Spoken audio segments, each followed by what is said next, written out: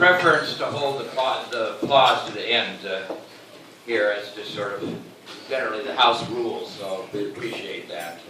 You would. The first question, since Dick got to open, will go to Denny, and he's already addressed it to some degree, but the question is, and the questions will alternate in terms of who they are addressed to. Your position on the upcoming fiscal cliff resulting from the lack of Congress's budget resolution is, question mark, that is the question across the board, cuts, or what else? Well, first of all, let's be very clear. Beginning January 1st, we will go over a fiscal cliff if Congress fails to act. The fiscal cliff is actually made up of two components. The first is the automatic budget cuts that I alluded to earlier, sometimes called sequestration. The second is all the tax cuts that are on the books are scheduled to expire, therefore tax rates are going up across the board, the so-called Bush tax cuts, the estate tax, the dividend tax, capital gains tax, and several tax exemptions and credits which are targeted to benefit certain segments, sectors of our economy. The Congressional Budget Office has suggested, and this is an independent, nonpartisan arm of the Congress, that inarguably within the year we will be in another recession. I am against going into another recession, to say the least. I think it's irresponsible for Congress to allow this to happen. And frankly, I'm optimistic for a lot of reasons that that's not going to be the case. But look, here's the deal. We didn't get into this budget mess overnight. We're not getting out of it overnight. We're not going to cut our way out of it, tax our way out of it, or grow our way out of it. We're going to have to do all three. It's going to have to be a balanced approach. And I specifically have argued that the Bush tax cuts should be allowed to expire on households making more than $250,000 a year.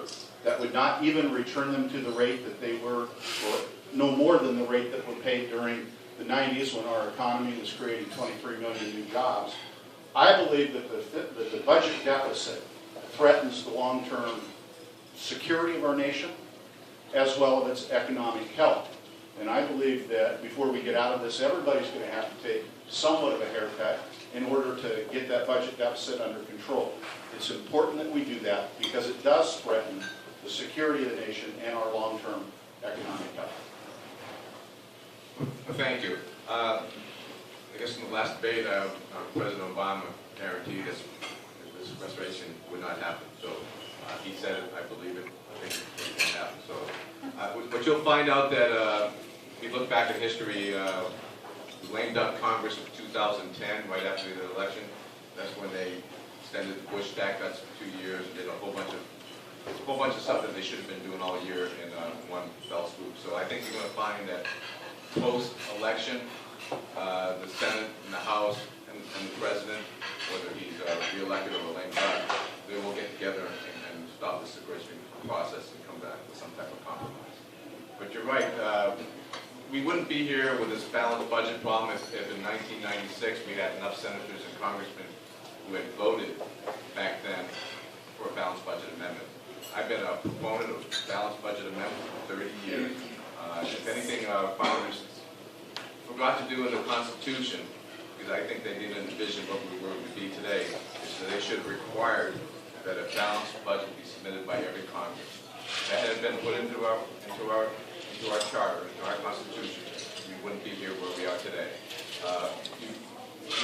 No country, no society has been able to borrow its way to prosperity, and that's what we're trying to do. 40 cents of every dollar that the federal government spends is borrowed from people from overseas, within the country. It's not a way. The only difference between the United States and Greece right now is that we own our own printing presses.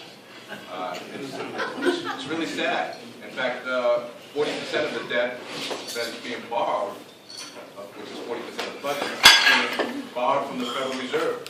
What does that mean? The Federal Reserve has got the printing presses out. So 2013, 2014, things will change, and I think our next big challenge is to make rising interest rates and rising inflation as we did in the 70s. Thank you. The second question will go to Dick, and